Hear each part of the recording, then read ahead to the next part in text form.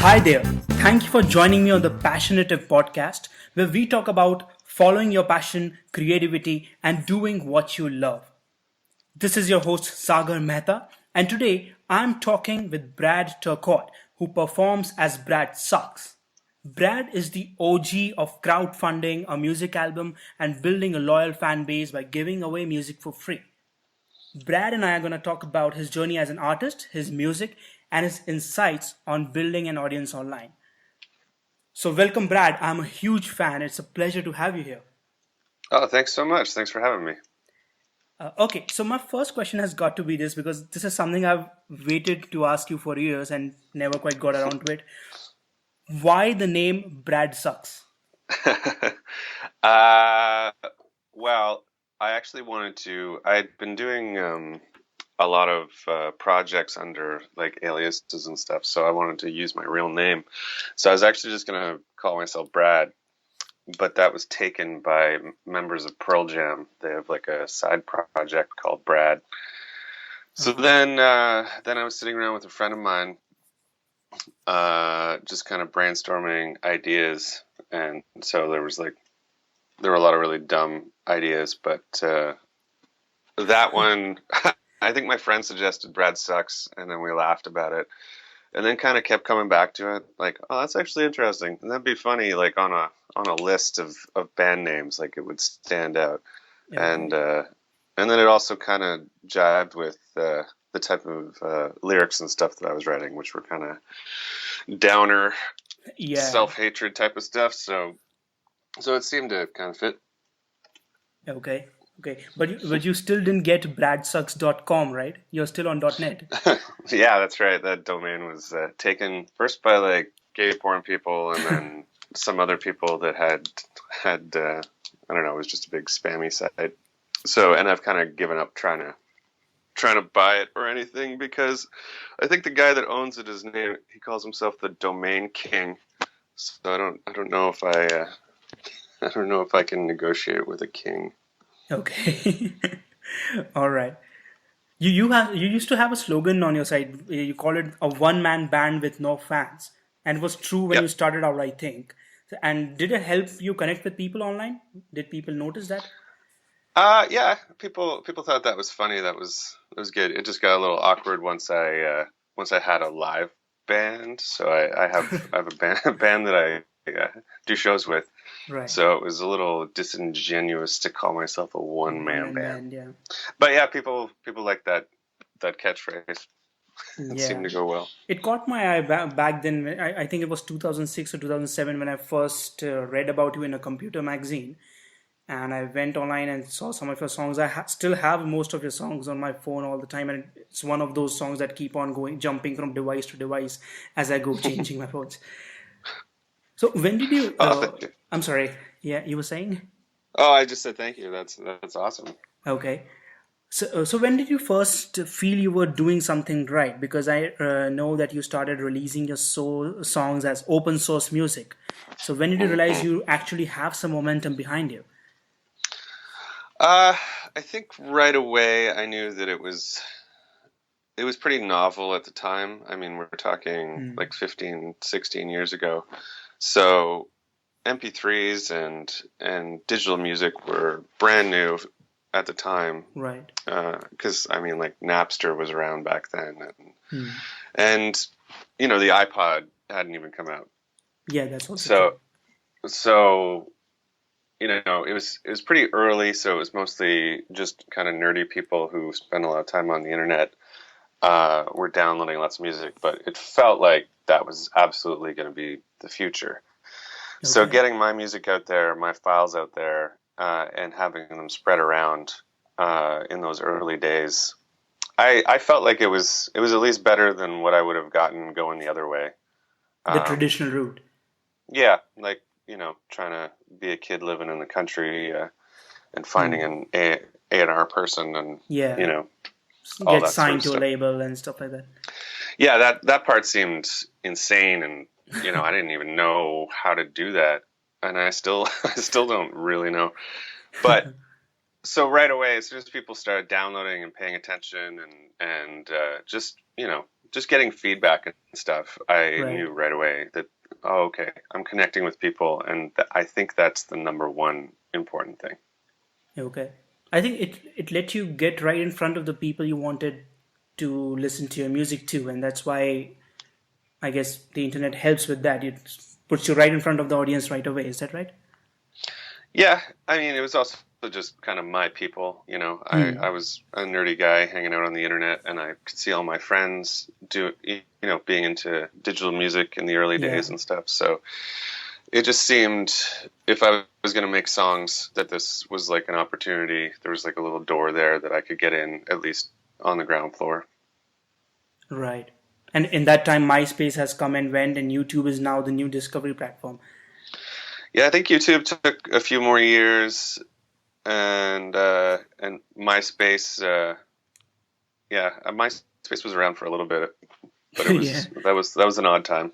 Yeah, a long time, true. Yeah. So, do Yeah. you think it's easier to get discovered now, or is it harder? Well, you know, I'm an old man now, so I don't. I'm not. It seems more crowded and more difficult to get attention because everybody's like when I started, there were only a few people, few musicians giving their stuff away online, Online, and it yes. was like and it was an insane idea to most established artists. But now, you know, it's pretty common. You can go to any band's website and get some free tracks. Right. Um, so back then, it was easy to stand out, going, "Hey, I got free music here if anybody wants it," and everybody was like, "What? Free music? That's insane!" So that part was a lot easier back then, and I don't think that works anymore. But you also have access to a lot more people now. Than back then, So yes. yeah, so there's just a wider pool. I don't Right. know that you Yes. can get like a huge amount of fame that easily, but you can definitely reach people who are going to like your music Yeah, I if you think like you can put yourself build. out there. That's right. I think you can build, still build an audience, and take things from there. Sure, it's harder. There are more people, but then there are also more tools to get in front of people. That's true. So, but I also like the way that your music is different because back then even I used to work on my music and my music did not sound like anything that was around me, especially here where I am. Hmm. And what I liked was all of your songs they had the same theme, but then the music behind it was different because, for example, one of your songs is Overreacting. That's one of my favorites, and Borderline. That's another favorite of mine. And both of them are very different from Making Me Nervous, which you say is your most popular track. Hmm. So, do you think having that unique voice or your own message helps when you are spreading something online like that? Uh, I don't know. I mean, I think it's important not to just be generic and cookie cutter, or else you won't stand out at all. I think, you know, over time, Hmm. through all the social networks and stuff, I think it's become clear that like having an honest voice um, is like more important than having like this slick exterior if you're gonna like attract uh, Hmm. people who are interested in what you're doing. So I don't know. I was just trying a lot of different stuff back then, and you know, seeing what people reacted to. So it's interesting to see some people like my more acoustic stuff, Right. and then Yes. some people like the dancier stuff. But I don't know. Maybe if I had have done all Making Me Nervouses, I'd be a millionaire now. I don't know. Okay. I still think that the way you put all sorts of songs into your albums, that's a good thing. I've never seen that because generally what artists, at least mainstream artists, do is they stick to one kind of theme and one kind of Yeah, music on all of their tracks, and it's all the same over and over, which is basically cookie cutter that you were talking about. yeah. I was. I mean, I was a big David Bowie fan, and I liked eclectic. You know, I liked an album that took you on a little journey and showed you a bunch of different stuff rather than just here's a song, here's a song, here's a song. I kind Yeah. of liked, oh wow, the sounds are all different in this song than the last one. Okay. I'm trying to do that with my own music as well because now I've just gotten back into it. So, and all of my Hmm. songs have always sounded very different from each other. And I Hmm. used to think they don't connect, but as I've started to work on them more, I see that that's what I'm going for actually. And so Hmm. the more I've accepted that, I've seen that more people are able to accept my music more than they Oh, used to that's before. interesting. Uh, Wow. Yeah, that's pretty cool. Yeah, I hadn't really thought of it. I think for a while I was definitely like a little annoyed with myself that I kept changing the styles. But I don't know. You know, you just kind of have to put it out there and hope people respond to some yeah, of it. yeah. And you're doing music full time this year, right? Yeah, yeah. I had been. I had been basically doing music full time, but I just in the interest of sanity because it's a little unstable as a Yeah, career. You know, some months your royalty checks are nice, and other times they're yeah, scarily low. true. So I was doing some web programming and stuff on the side, but this year decided to quit all that and just do music full time. Okay. And you do live shows, right? So is that always your own music? Yeah, yeah, pretty much. I think we do a few covers, just some goofy stuff. Huey Okay. Lewis. Because I find that And hard to do because if I'm going in front of an audience who doesn't know my music, I find it really weird to present it to them because in my head they should sing along, and if they don't on my songs, it's really I find it very weird.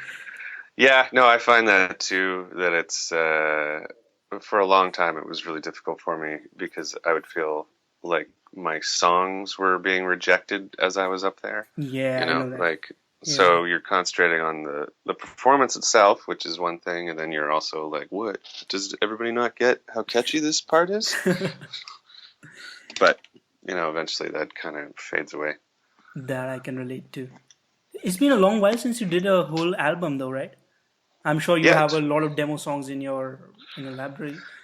yeah. I think the last one was 2012, and Yeah, I don't know. I'm averaging about an album every 5 or 6 years right now, I think. yeah, that's not too bad. If it's stuff that you actually like putting out instead of the Yeah, same over and over. I think I could go a bit faster. That's part of the thing of doing it full time is just sort of Okay, getting rid of a lot of the other distractions and focusing on finishing stuff. But yeah, I have a ton of demos kicking around right now. right. Maybe 40 or 50 songs that I'm working on, I think. Okay. I still have that demo you did for Thank You for the Ad, and somehow I like the demo version better than the final finished version that you have for some reason. Yeah, I know a lot of people say that about various demos they heard. That's actually sort of what spooked me out of posting my demos as I went, because people would get very attached Do that, to yeah. my works in progress, and then I would change words or something, and then they wouldn't get mad at me, but they would be like, "Oh man, that's disappointing. Why isn't it as good as the old one?" And I'm like, I think if you hadn't heard the old one, maybe you would like the new one better, It but could be, that's yeah. fine. Yeah, you compare. That's a natural thing But to do. but there are differences, and people have their preferences, and you can always keep the demo. It's fine. Oh, I have it. Don't worry. And That's the version I have on the phone. it's flattering that people like any of my music, really. So if you like one thing rather than the record, that's all cool by me.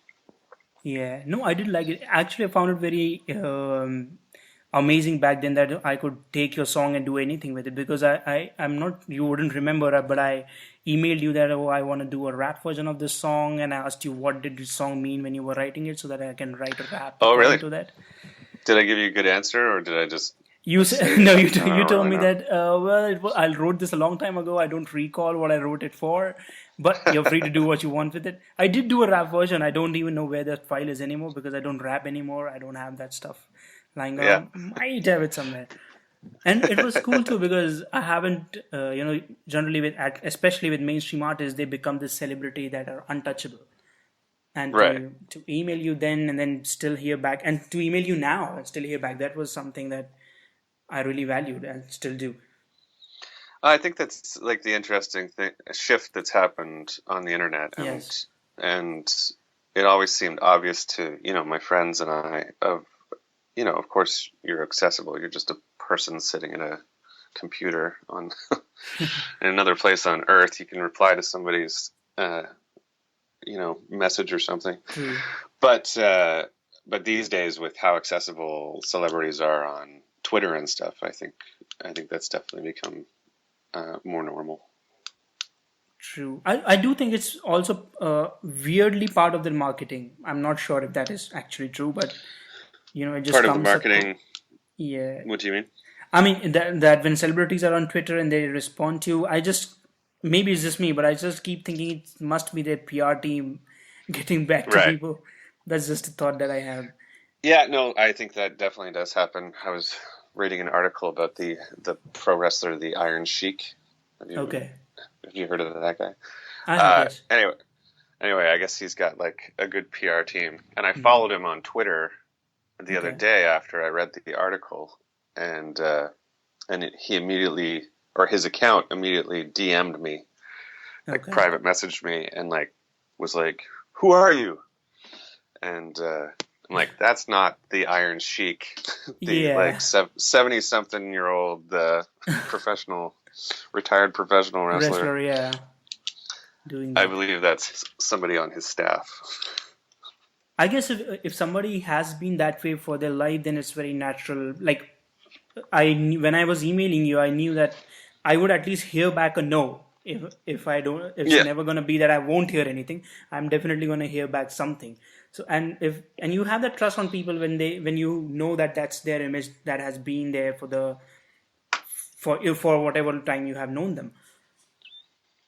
hmm Yeah, I mean, just try not to be a jerk, I guess. Reply to reply to people when they ask me. Just polite. Right.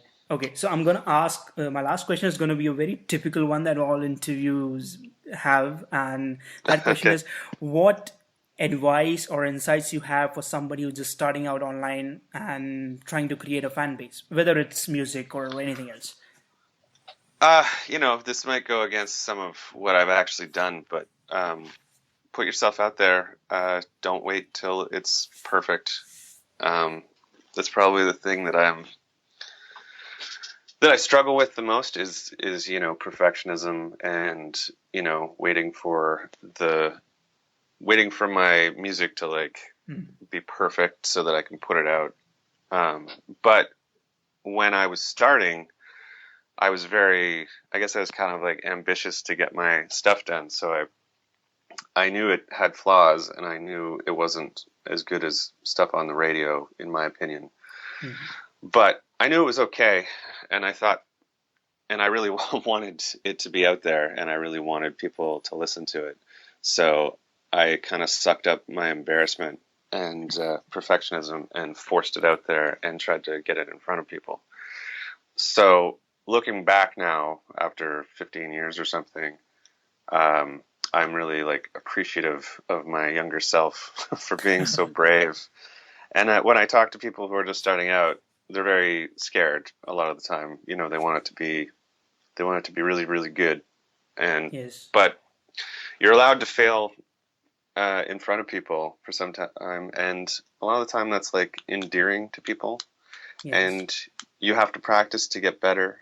So the quicker you start failing and improving yourself and thinking about what kind of stuff you want to actually put out there for people to hear, I think the better shape you're going to be in, rather than waiting, until you have the perfect gear or the perfect recording situation or Hmm.